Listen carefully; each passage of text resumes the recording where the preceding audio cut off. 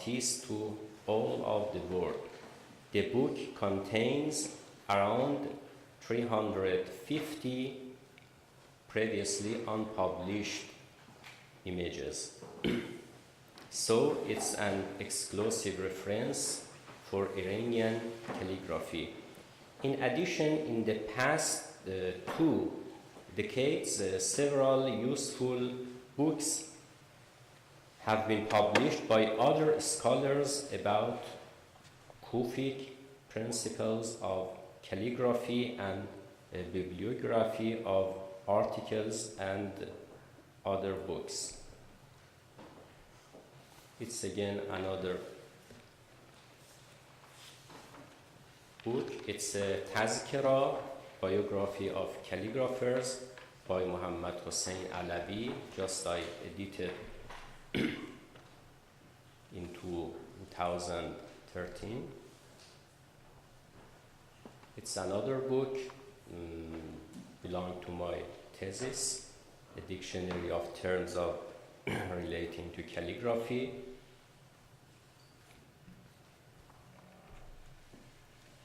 It's an image of my books in this field. And it's a project, a huge research project with title Biography and Works of Geniuses in Calligraphy in 25 volumes. I was a director of this project between 2002 to 2006. Project has started with Ibn Mughal Shirazi, the father of Persian calligraphy, and finished with the contemporary artist Muhammad Hussein Saifi.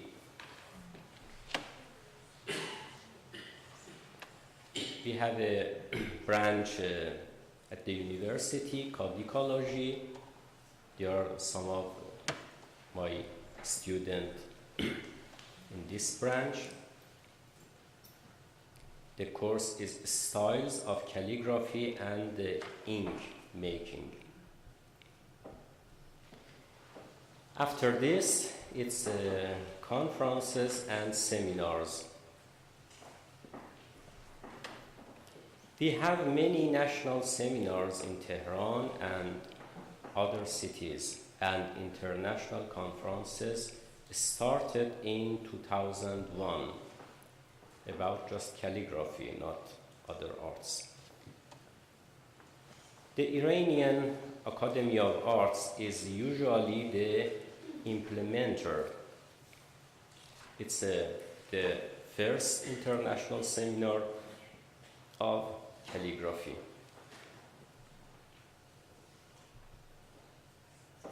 It's the first semiology of calligraphy seminar. It's a poster of this. And innovative scripts. A new waves of innovative scripts began 15 years ago. I will not talk about the reasons, but I will introduce 2 important examples. The first and the best one, it's a script new called Mu'alla, created in 1999. Hamid Ajami said, "At first I worked on a project, but with a special sense. In 1 week I created this script, and Mu'alla means belong to Imam Ali. He said I didn't call it a script for respect to our masters, but they accepted it and called it a new script." It's another example of Mu'alla. It's belong to Nasr and Kufi.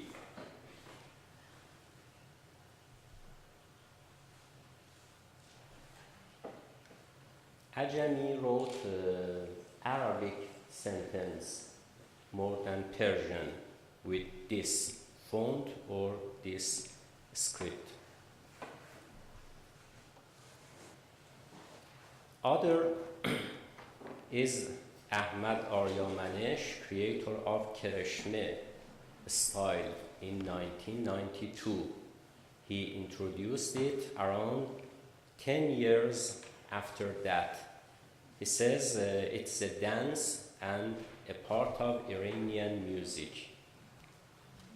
It's 3 examples, and it's so clear.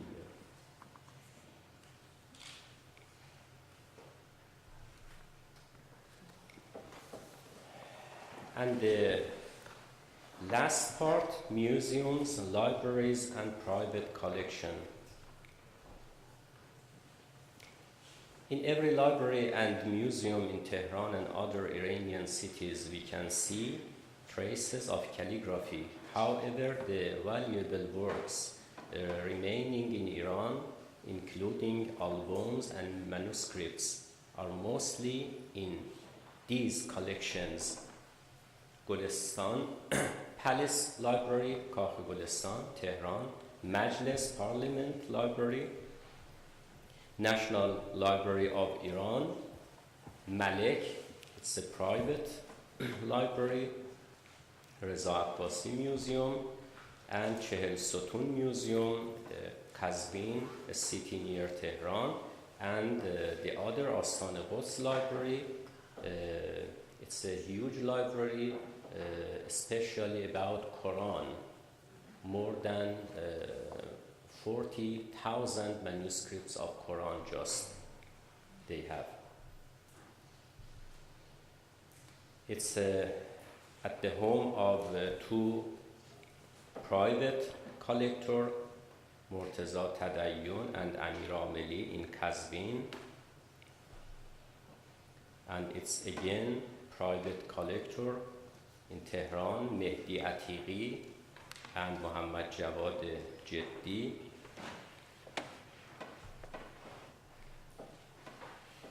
And some collections outside of Iran.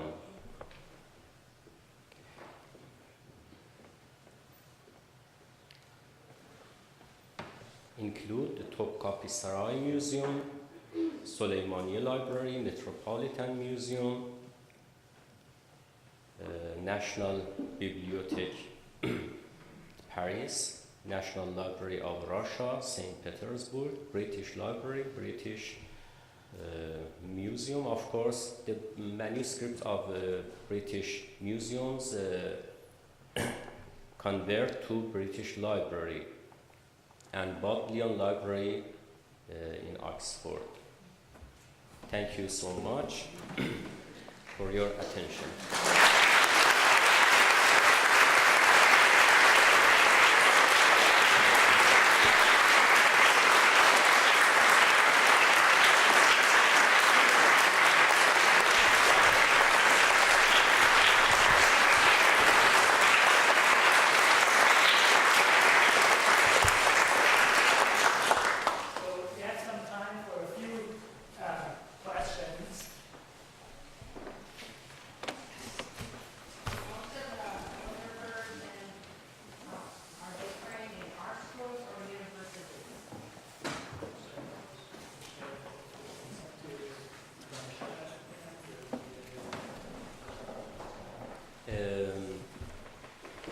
The calligraphy at the university, it's so new. It's just around 10 years. Because of this, mostly they are out of the university and just from the Iran Calligraphers Association. Yes, belong to this. And some of them, of course, it's out of both of them.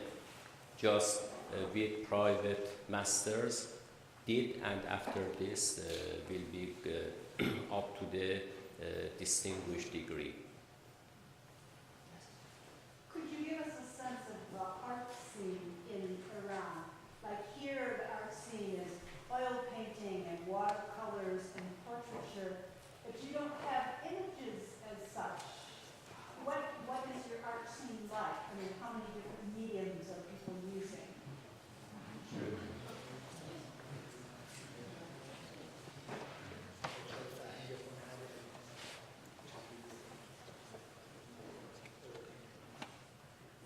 Yes, in modern calligraphy, I showed some of them. The material and tools is like painting and sculpture, canvas, oil paint, oil color for painting, and the technique is like them. But before this, in traditional calligraphy, it's just paper and ink and pen, that's it.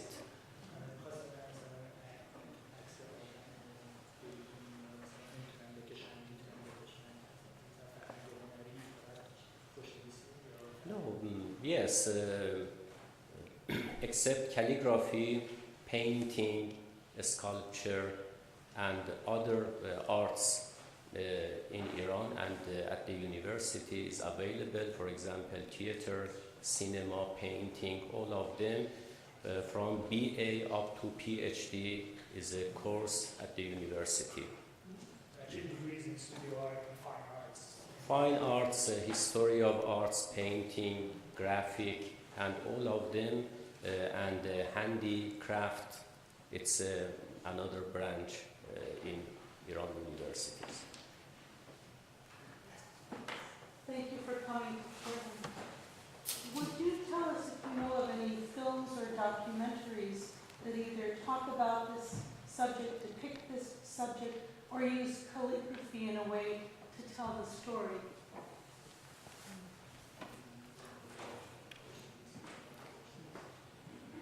Yes, it's more available on YouTube, other online website, but they are not exactly about Persian calligraphy, because I mentioned it's the first book, my book, with this title, An Introduction to Persian Calligraphy.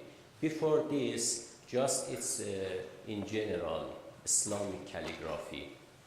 Because of this, I think we didn't have this time a good video or documentary about history of Persian calligraphy.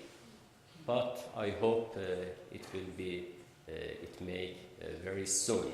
You may inspire that. I hope so.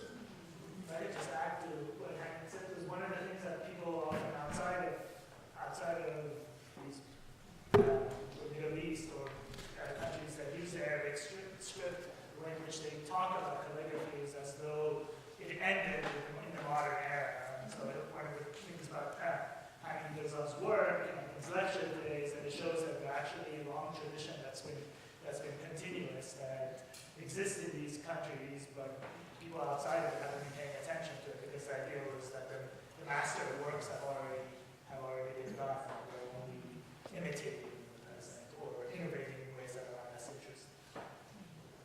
Yes. Along those lines, in the United States, American calligraphers often create typefaces for the computer. Is that what's happening in Iran? Are calligraphers designing typefaces? No, in Iran just masters of graphic can do it, because calligraphers just doing calligraphy, or sometimes like this innovative script like this. For typesetting, masters of graphic in the university can design it. It's so usual in Iran. Yes, of course. There was a slide of the image that you showed, the master that was in prison. The text was a siyah mashk, I believe, and I noticed it had come up in another slide. What does that mean? Yes, siyah mashk. Siyah means black, and mashk practice. When before a calligrapher want to start the writing manuscript, just for practice in other paper, just practice some letters, and it's not good at first. It's dark, black. At first, people said siyah mashk, means black practice. But after this, it's changed to an artistic form. This time, it's not just practice, it's a very serious form. Well, the one thing I noticed was there were a lot of forms that looked like they were repeated upon each other, as if it were maybe script that was written over each other, like it was repeated. Was that maybe practice? Yes, in Siyah Mashq, it's especially about this. We can repeat one letter or some of them, not because of meaning, because of beauty and composition and other things like this. It just belongs to Siyah Mashq. I cannot read the paragraph, but I see these different shapes, and it looks like an Arabic sentence might be just pushed together, stacked upon itself. Are those easy to read by someone who reads Arabic, or do you have this like a bit of a puzzle to read the content? No, in some of modern calligraphy, I spoke about them, they are not readable for Iranian or Arab people because it's so difficult composition. We can recognize them after, for example, 5 minutes, 10 minutes, and search like this. Because they are not just for transferring the information. It's not traditional calligraphy. It's modern, just positive space, negative space, colors, beauty, and other things is important. Can't imagine how elated I was the first time I showed Hamid something, and I said, "What does that say?" He said, "I don't know."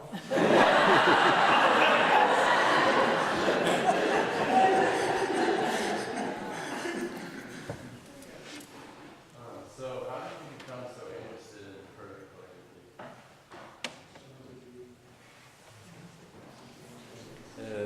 At first, from primary school, I had a good teacher. He encouraged me. It's so beautiful, your handwriting. And after this, I could find a good master, Oveis Wafsi. He is alive this time, around 80 years old. And after this, I try and practice up to now. It's more than 30 years, of course. One of the classes that you showed, they did ink making and calligraphy. What kind of ink do the students make? It's in Tehran, of course, not here, but we have more, what's this, instructions of making ink in ancient treatises on calligraphy. More than 100 of them. And some students just studied and researched about them because we have 4 main materials for ink. One of them is Arabic gum.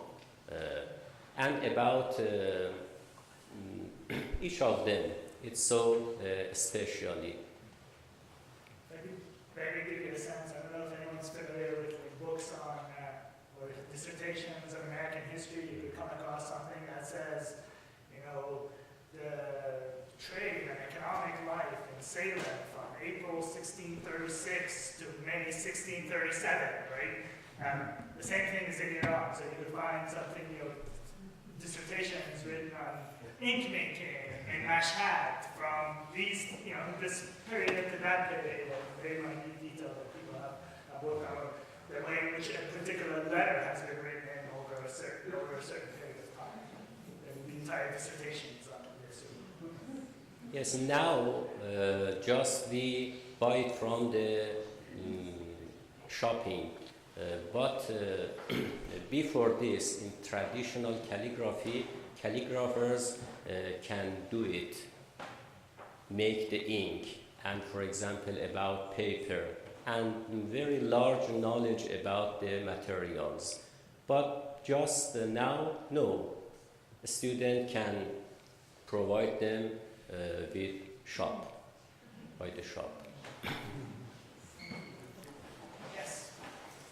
Could you say something about the difference or similarity of opportunities that women have as calligraphers today compared to men? How that has changed from the past? Are they just before us because you presented them to us and they're out? Or have women long been calligraphers in Persia?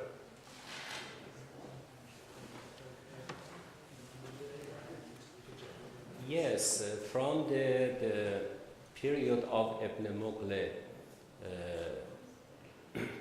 he lived more than 1,000 years before. He had a student, woman, and from that time up to now, it's usual. But in contemporary time, of course, it's more than before, because before Qajar period, it's not usual just women in Iran go to the school and at the society. But this time in the Calligraphers Association or in the university, it's so usual, and I think population of women calligraphers this time is near half of half in Iran between man and woman. It's so more and a huge population. The biographies that you mentioned, you often read that people teach their daughters. Like, so we have, dating back to the 10th century, like one didn't play professional, they didn't earn an income off it.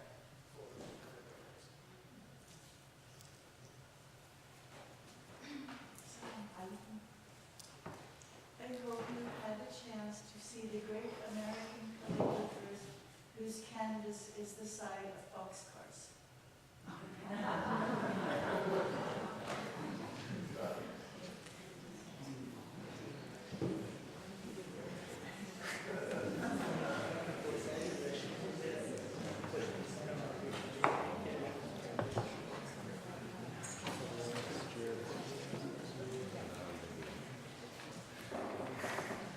I hope so. Yes. Yes, maybe we will two more questions. I'm curious about in the lecture you mentioned the huge discrepancy between historic texts and contemporary calligraphy in terms of the market, and I'm wondering what some of the basis is for that. I would guess that the market for historic works is more localized to whatever